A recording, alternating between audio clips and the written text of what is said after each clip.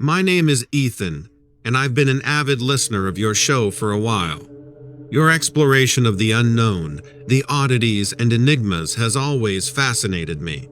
Today, I write to you with a discovery that is close to my heart and seemingly right up your alley.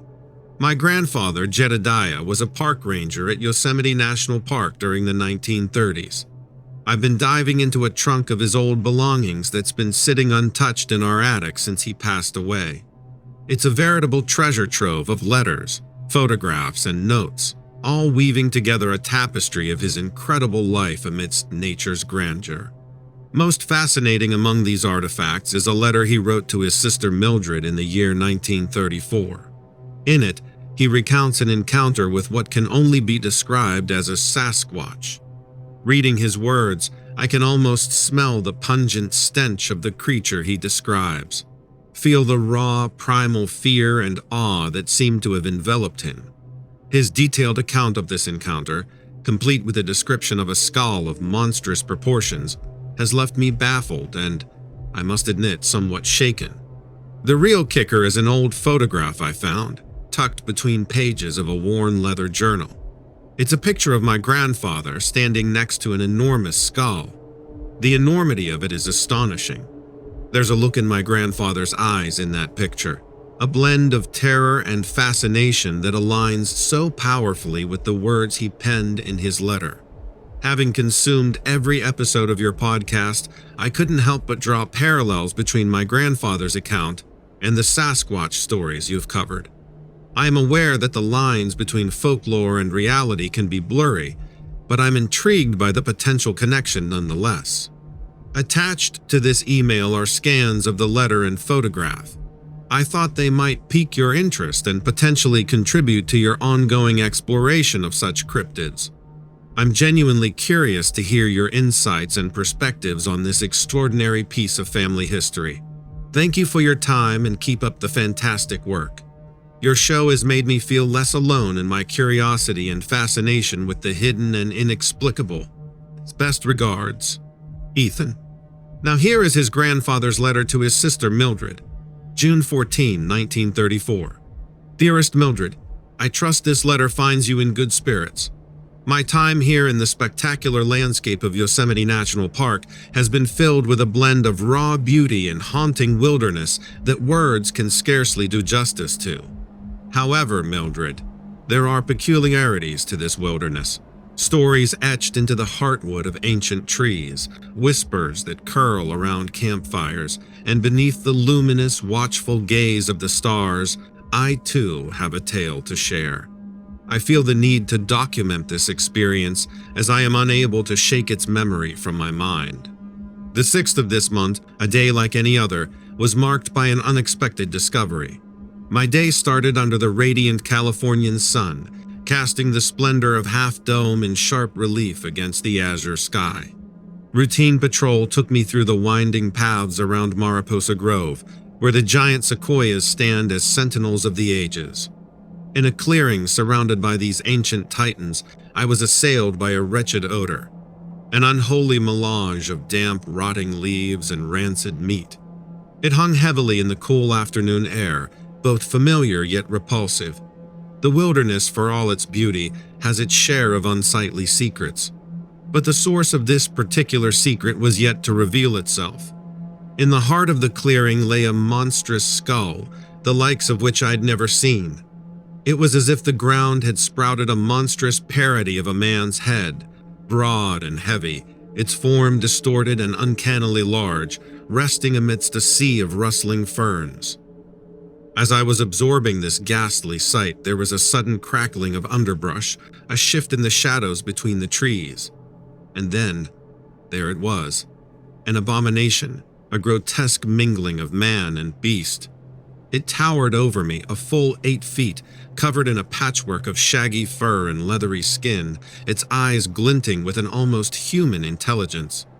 The creature seemed to embody the wilderness itself, wild, free, and indomitable. As terrified as I was, I couldn't help but marvel at this testament to nature's hidden wonders. Our exchange was fleeting. The creature retreated, melting back into the woodland as quickly as it had appeared. Yet the impact of that encounter lingers, a palpable ripple in the otherwise serene fabric of my park ranger life. In these pages, I entrust you with my experience, dear sister. I find it best to have a record, a testament to the profound and unexplainable occurrences that nature occasionally discloses to her lone wanderers. Enclosed is a photograph of myself beside the unearthed skull, a testament to the enormity of what I've witnessed. I look forward to the day when we can speak of these occurrences in person.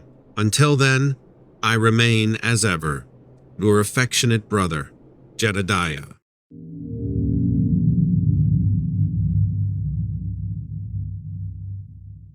I don't quite know how to say this, so I'm just going to come out and say it. I saw something the other day in the swamp that just confused the utter dickens out of me. There are two reasons that I like to go to the swamps. One, because I like to row through it and enjoy nature as it is supposed to be. Two, because I am part of a neighborhood watch. I'm not sure what to call it, but I basically go out and look for animals that are in danger and try to keep some animals away from poachers if I can. On one of my trips out, I noticed something lying in the way, off the side of the river that looked like it may have been injured. It was laying on its side, partially on the bank and partially in the water. I thought it might have been killed by something or it was injured from something. I rowed off to the side of it and got out of my boat. I grabbed my snare pole out of the back and used the handle end to nudge the animal to see if it might have been resting, but it didn't move. Now that I was closer, it looked like it was a young crocodile, maybe only 5 months old. Well, the weird thing is, down here in America, we don't have crocodiles. We have alligators, so this looked very weird to me. I got my snare around where I thought its head would be, and I pulled it out of the water so it could breathe. When I saw that it wasn't an alligator or a crocodile, I don't know if I can describe it quite right, but it looked like a dog, like a crocodile dog. I know that sounds weird, but that's what it looked like. It had the ears of a dog, the eyes of a dog, and a snout that quite resembled more of a crocodilian-looking thing, except it had the trademark teeth of a crocodile. It was hideous looking.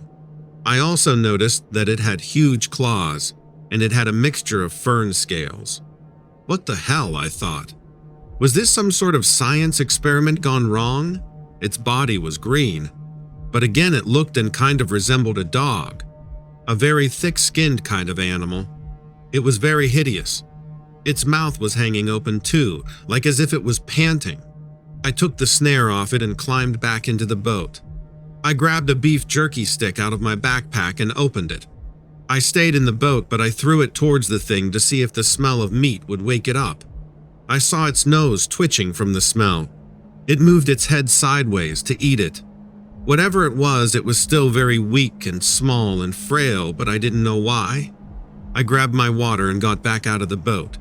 I slowly poured the water near it so it could drink. Normally, I think I should be terrified by whatever this thing was, but it was injured and in a state that was almost near death. I checked its body for any kind of wound, and I saw that it had a gunshot on its side.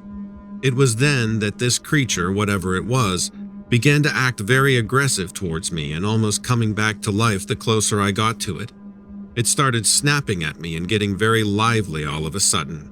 Maybe it was best that I stepped back into my boat, I thought. And so I did. And this thing started to become much more aggressive and hostile in nature, almost beginning to gain its strength back in a sort of a second wind or something. That's when it started to try and stand up on 2 legs, even though this thing was tiny, frail, and clearly hurt or injured. It didn't like that I was trying to help it, even though I didn't care that this thing looked like a failed science experiment. It was in my inner best heart that I wanted to see this thing brought back to health, no matter how hideous it was or unnatural it was. Again, I've never seen a creature like this before, but the second it started acting aggressive and trying to attack me with as little strength as it had, that's when I realized I should get out of there. And so I did. As I'm kind of pulling away, this thing seemed to regain its strength so fast and finally pursued me by jumping back in the water, swimming towards me. Listen, I know this sounds crazy and all, and normally I would tell you you're crazy if it did. This thing only seemed to pursue me for a little while after I got on my boat, and then disappeared underneath the water for good. I still think about it because this wasn't that long ago, and it was very weird. I've talked to some of my friends about it and other people who are in my animal neighborhood watch group, and nobody seems to know exactly what I'm talking about, or they think I'm making up the story.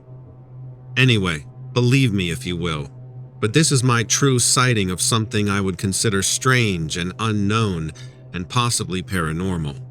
The only thing I don't quite understand is why it was so frail and weak and floating under the water half on the shore like it was yanked out of somewhere and thrown on its side, left to die and then shot.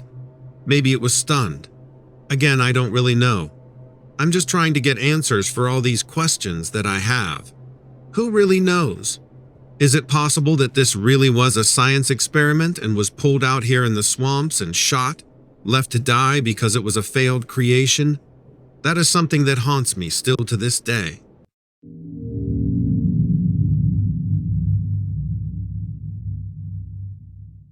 I didn't close my coffee shop because the business was failing. I didn't close it because my customers left or because the bakery section got a bad reputation. Nothing like that happened. I was successful, honestly. I was happy and successful, a combination that I thought was impossible for a very long time. You've got a shop like mine in town, I bet.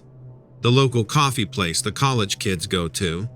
They all swear it's better than the big brand's coffee, even though the truth is, they just like the quiet atmosphere.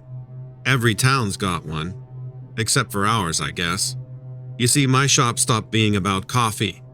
I couldn't think about cold brews or croissants any time that I walked through those doors. If I was within 3 blocks of that building, all I could think about was the thing I saw out back. The thing in the dumpster. The thing that started a man but quickly became something else. I closed up alone most nights. The shop would shut down for 4 hours before the baker came in to prep that morning's menu. I'd come back around dawn and business would start soon thereafter. This particular night, I'd gathered up the trash and was headed out back to the dumpster. It was my last task before locking up. When I saw the black lid was thrown back, I suspected the worst.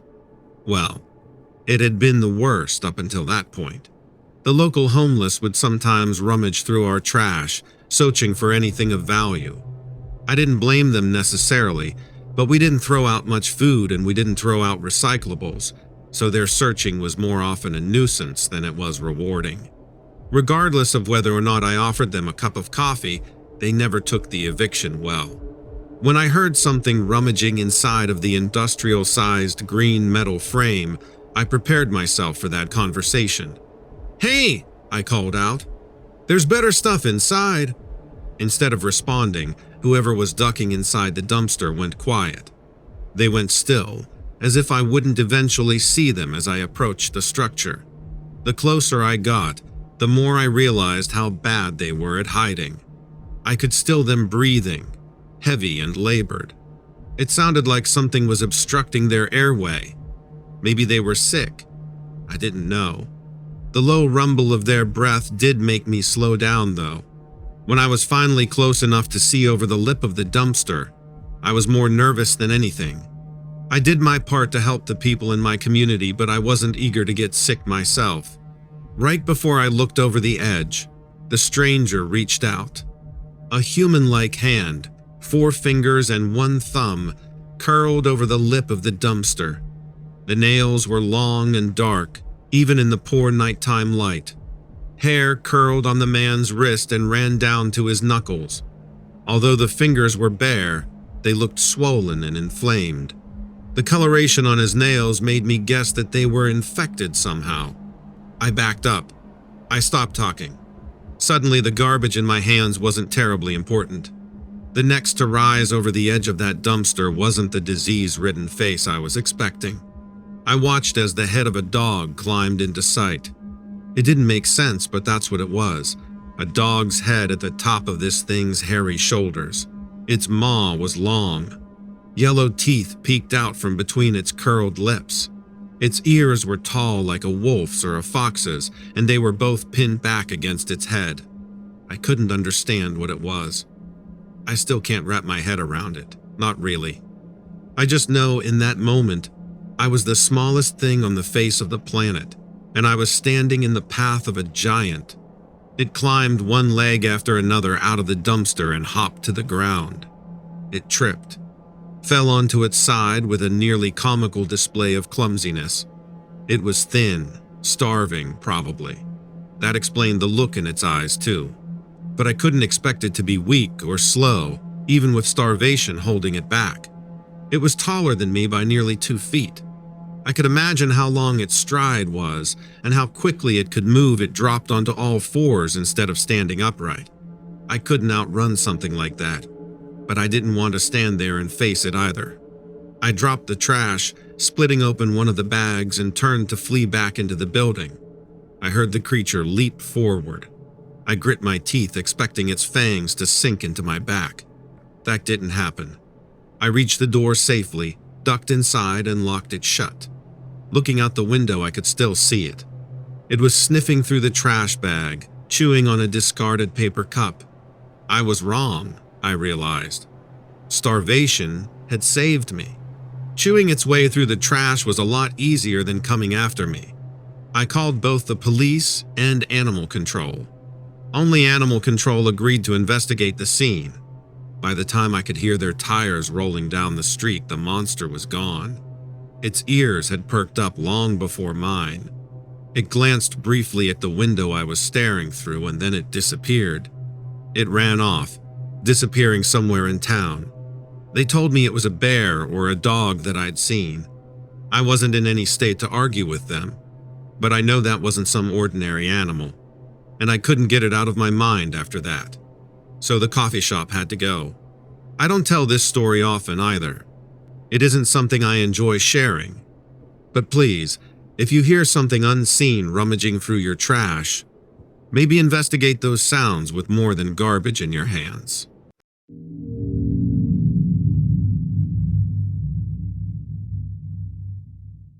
This next one comes from a ranger located in Tennessee and has had several encounters with something they can't explain. In his email, he just asked to be referred to as John. Specifically, he worked at the Four.Obed Wild Scenic River. To give a little more background into who he is and the area, it's pretty heavily wooded in north-central Tennessee, just north of the Cumberland Plateau. John described himself as a lifelong outdoorsman, having never really been afraid of anything in nature. So when this happened, it really shook him up. His sighting or experience dates back to July 1st, 2017, while working on the Four.Obed River area. He was doing some sort of public event there where he decided to leave early. Now, as soon as he got into his truck and drove down one of the old fire roads, John claims that after about 10 minutes of driving on this road, something caught his attention in the rearview mirror. It was something he was not used to seeing because what he saw was a shine generally like that of the reflection of eyes, like from animals when you shine a bright light into them. But these were beyond his rearview lights. These were off in the distance, and they appeared to be like two orbs emitting enough light that they caught his attention.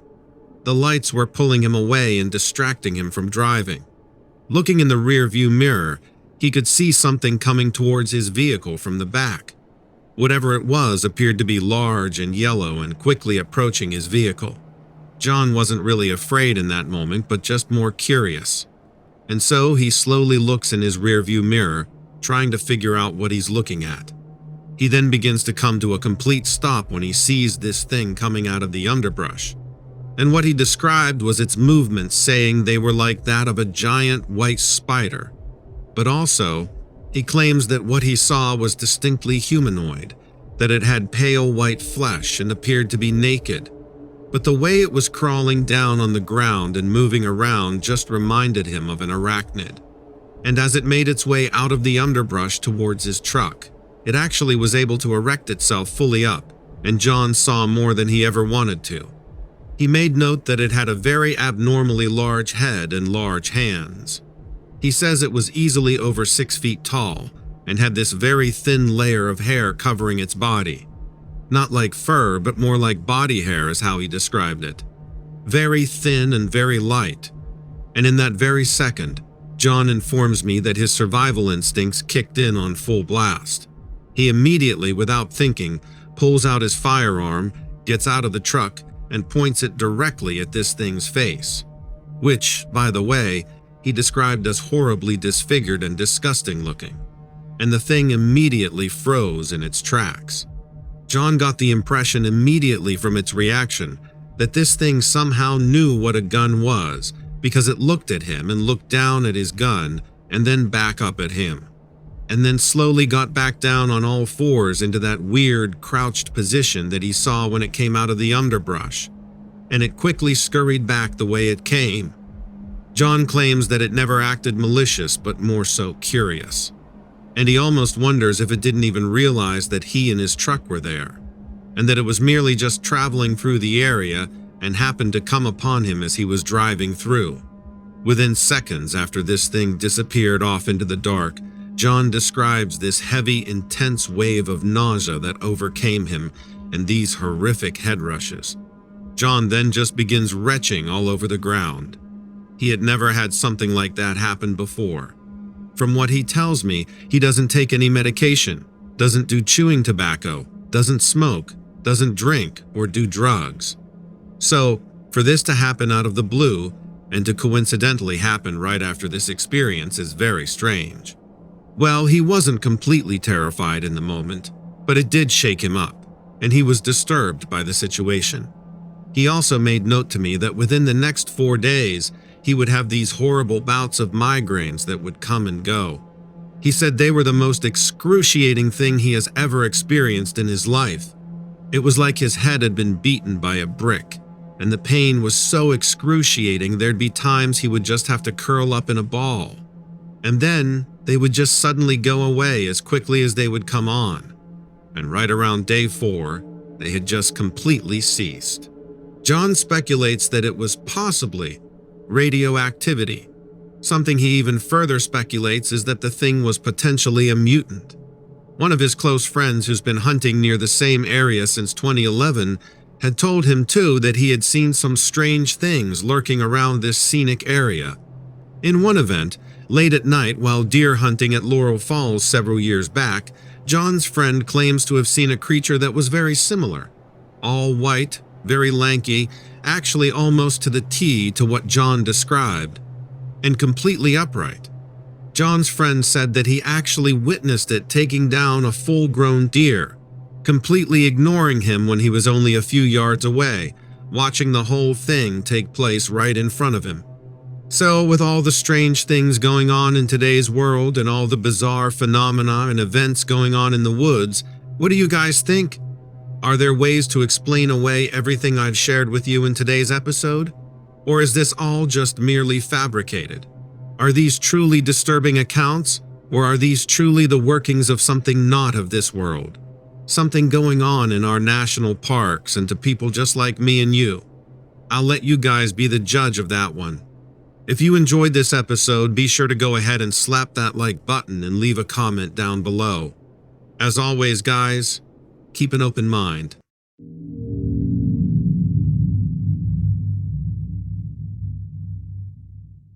During my junior year of high school in Denver, Colorado, I had an encounter with what I think was a reptilian. It happened on October 12, 2003, while I was walking to catch the bus for school.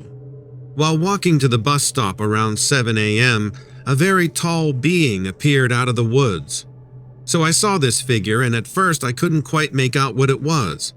But then I realized it had visible scales and was walking upright, just like a man. Curious but also very creeped out, I ignored it for a moment and tried to pull out my phone, which at the time was a Nokia brick phone, only to discover the battery was dead.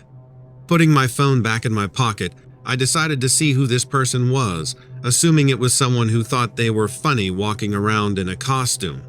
I figured it was a little early for Halloween, but you never know. Sometimes you get those weirdos walking around. As I got closer, this thing I soon realized this was no joke. This thing looked like someone's nightmare. Its skin was scalier than I had first thought, and it had little horns on top of its head and back. Not like ram horns or anything, but these little spikes. I guess that's how I can describe them.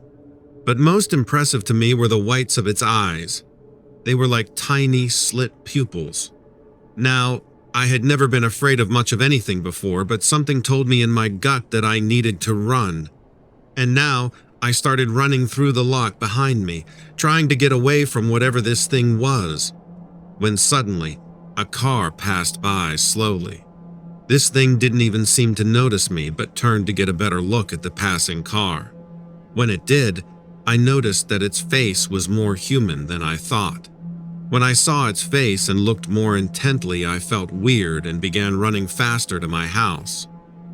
By the time I reached my front door, I don't think it was following me anymore. Now I had heard of weird stuff happening in my neighborhood. Other kids who went to school with me would always joke about what they would call the green man. Supposedly, a tall green lizard man who stalked the marshes and woods. I always thought it was ridiculous.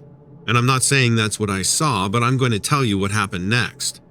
So, I started to tell my best friends about what I saw. Some of them believed me, some of them did not.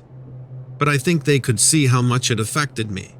I mean, hell, I missed that whole day of school, and I wasn't going to dare tell my parents about what I witnessed. They would never believe me. The only choice I really had at the time was to share with a few of my close friends and primarily keep it to myself until all these years later when I developed an interest in cryptozoology and the paranormal. Thanks to sources like YouTube, which allows everybody and anybody to share their personal encounter stories and experiences, this is when I learned recently that I am not alone. In fact, I'm not crazy because I battled with that for years, convincing myself that it was just a strong hallucination or a bad nightmare, or a very vivid nightmare, I should say. Anyway, after hearing and learning everything that I have and spending copious amounts of hours researching and diving deep into my past, I believe that reptilians are real. Maybe not in the traditional sense of humans transforming into reptile creatures, but maybe reptilian cryptids are an actual thing.